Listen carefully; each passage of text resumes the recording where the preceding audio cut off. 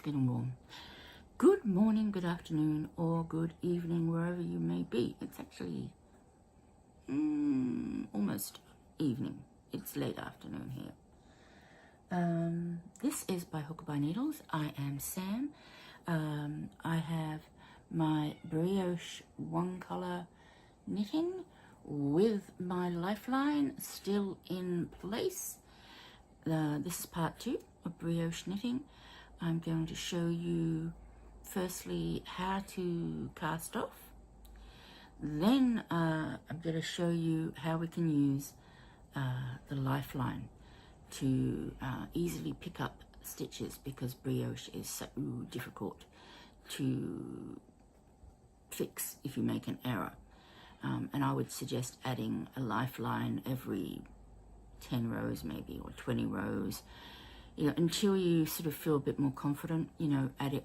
It's better to have more than less. Yeah, it doesn't hurt. I mean, it doesn't matter if you've got 100. You're better off having one than not having one. Okay, so I'll be back in a jiffy.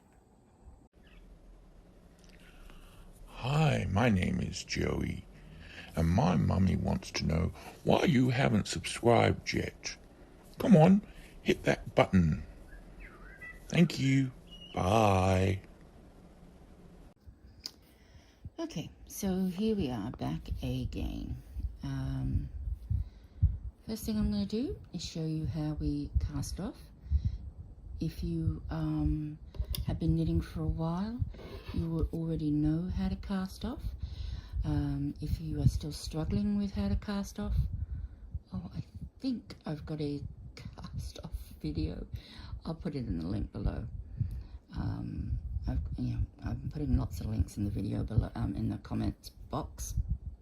Not comment box, description box. Deary me.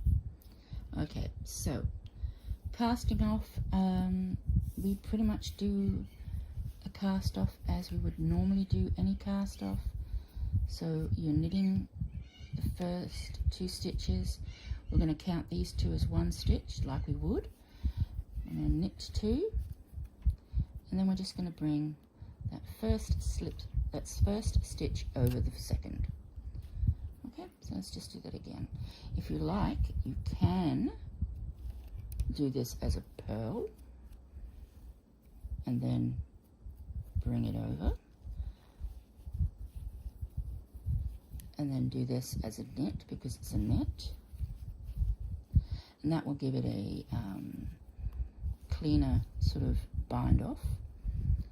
It won't give you any purl bumps on the wrong side or anything if you do it that way.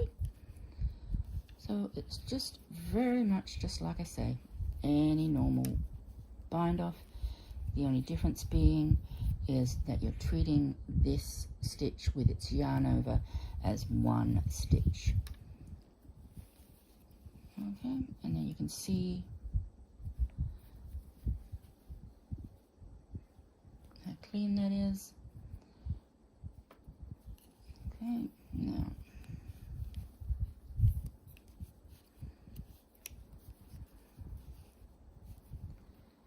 and we can just do that all the way across.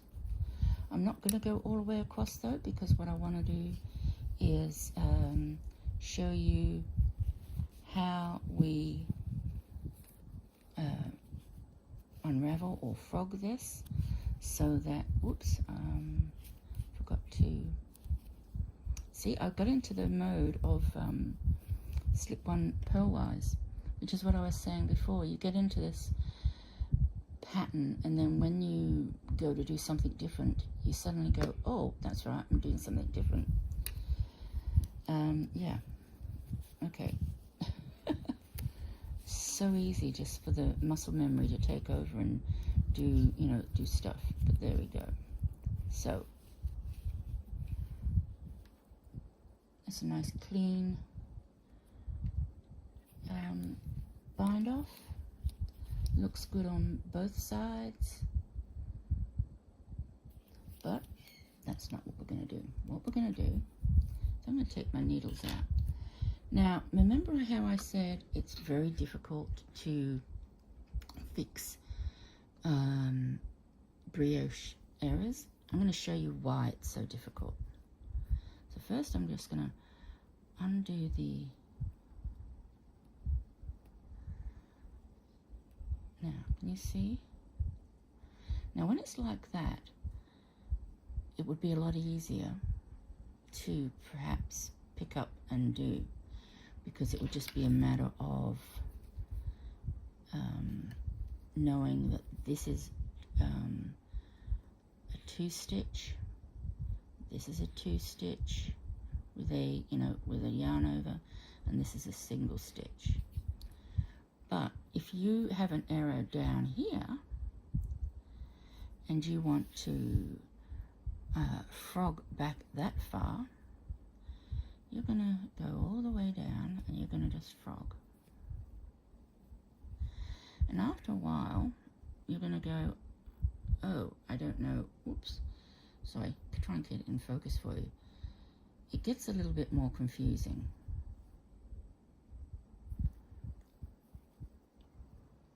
But what a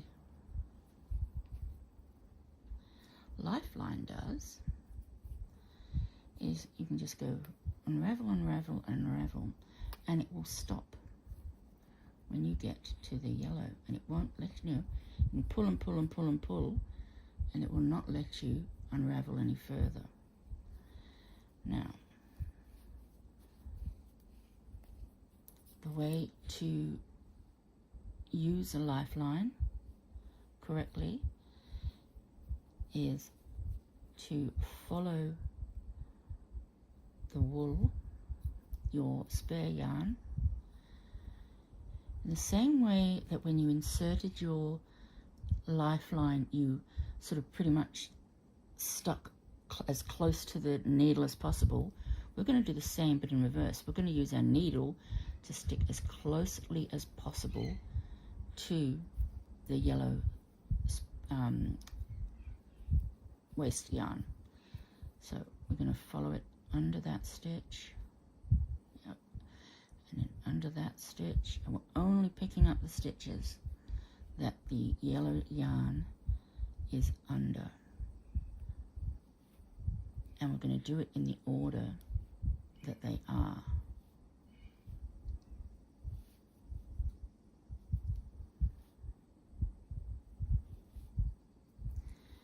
Now when you're doing just straightforward brioche like I have been, it's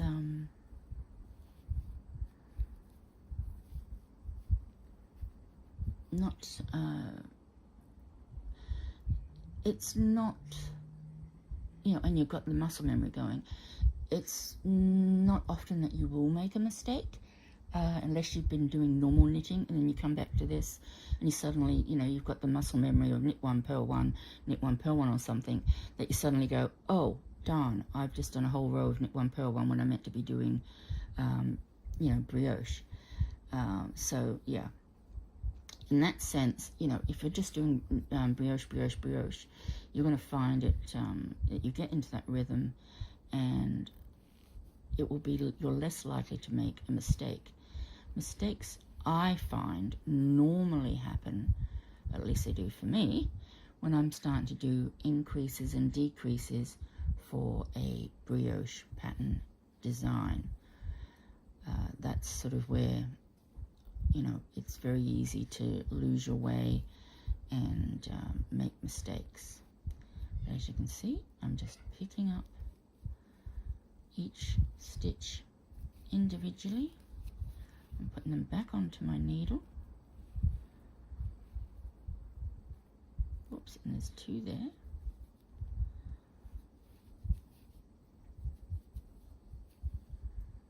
There's 1. Sorry, that's really out of focus. It's really hard because I'm watching what I'm knitting and trying to watch the camera at the same time, and then I get stuck watching what I'm actually doing, and then I go all blurry, so I'm sorry about that.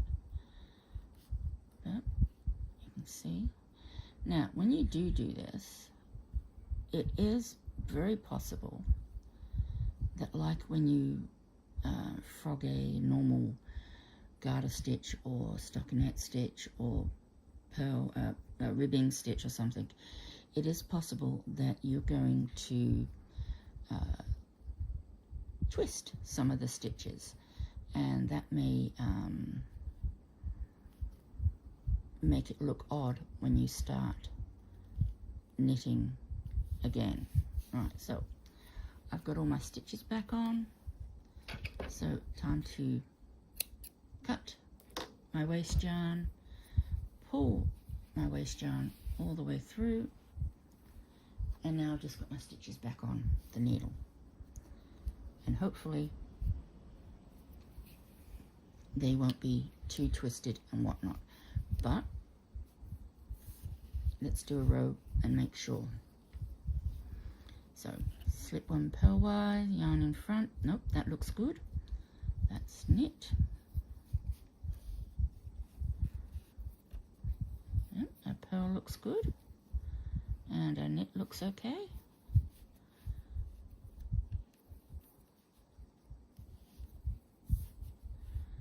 Yep, pearl looks good. And so does our knit. I think I've pretty much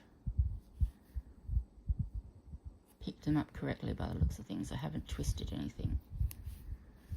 But you can tell, you know, if you have twisted them, because they would just obviously be, you know, flipped. For example, if this was twisted, it would be, hang on.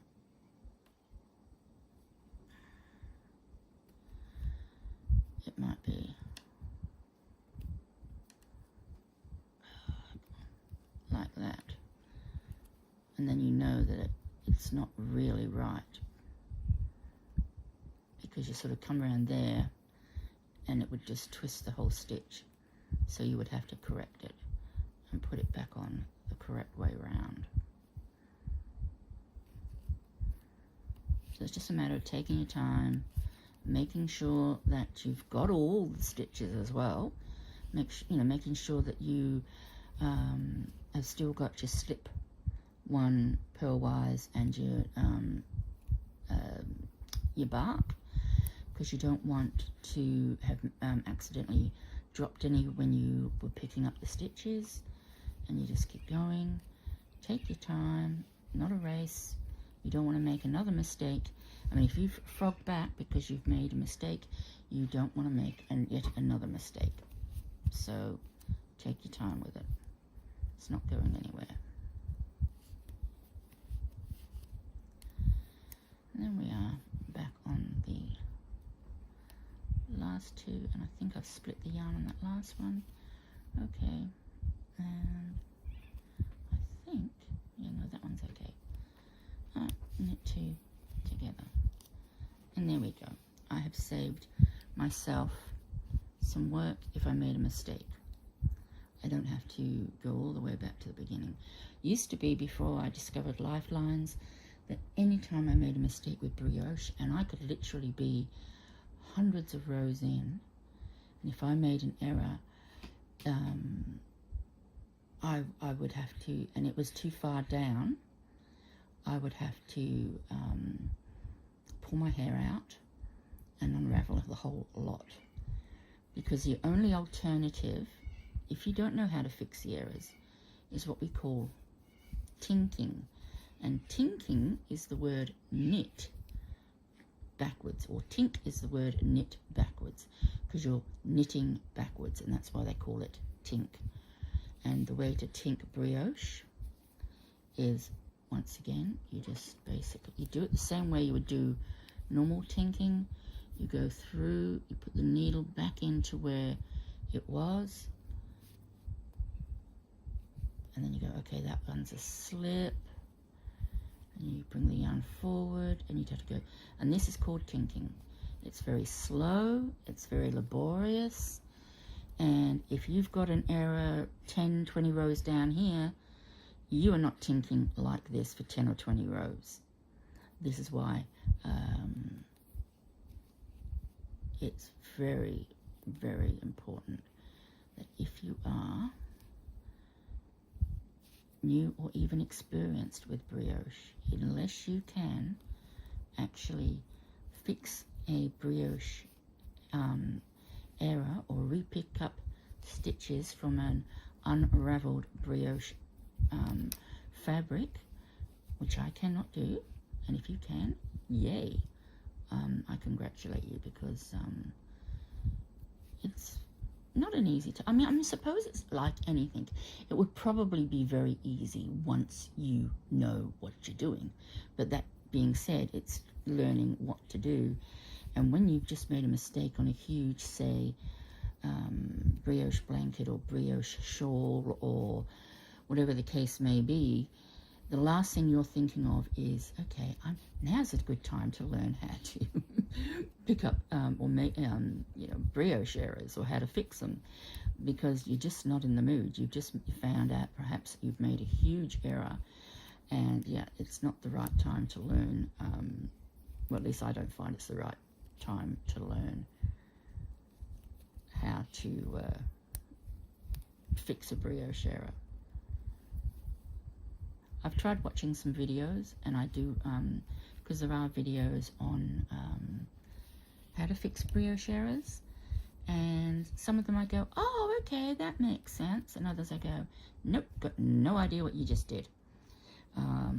Yeah, and like I say, single color is a lot easier. One color is a lot easier than when you get onto two color brioche. Okay, that is this little bit. I wanted to keep this separate to the first video, like I say, because this video really was just about casting off and about how to frog back and use the lifeline successfully, which I've done in this case. I've also shown you how you can tink back your work if the error is only on the row beforehand or something. I'll show you what is usually the biggest mistakes people make with brioche. So maybe if you're aware of them, you're less likely to do them. Here's one of the biggest mistakes I do, is I go, oh yeah, I'm purling that. And obviously I was meant to yarn over it, and then I just go, yep, knit two together. Okay? And then I come back and I go, oh, yep, that's the, and that's right, and I've done that right. But then I come back and go, oh, hang on, where's me yarn over for this fella? Well, you can tink back and find, and fix it, because it's only a few stitches behind, or, and it's very easy to fix. That's one of the biggest, I think, errors people make, is when they're sort of working away, and especially if they've just done a purl, a ribbing or something like that, they tend to sort of go like that, and your immediate muscle memory thing is to do a purl stitch, but we're just slipping it off, and and that's where errors obviously happen. So you just have to sort of, even if for a while you just sort of check and go, okay, well, that's my edge stitch. I've got a single, double, single, double, single. Yep, great, I'm doing okay. And honestly, you are better off checking every round than you are trying to tink back or frog back to your lifeline, or especially if you've forgotten a lifeline. I know my biggest problem is I go, I'll do one more row, then I'll put in a lifeline. Yeah, if ever you're going to jinx yourself to make an error, that's when it'll be. So if you ever find yourself saying, I'm going to do one more row, then I'll do a lifeline, no, do the lifeline, because yeah, karma will get you for having faith in your abilities. But yeah, that's one color brioche. Two color brioche, I don't know when that's coming. I'm sorry, I wish I could be more, specific. I don't know, but I'm trying not to, put pressure on myself to promise things that I don't know when I'm going to be able to do them. So, this is Brioche. This has been Knitting for Knitters. I hope you enjoyed. Don't forget to like, subscribe, and all that stuff. And yeah, learn from the past. Think about the future, but always live for today. Please take care, and I'll catch you next time. Bye for now.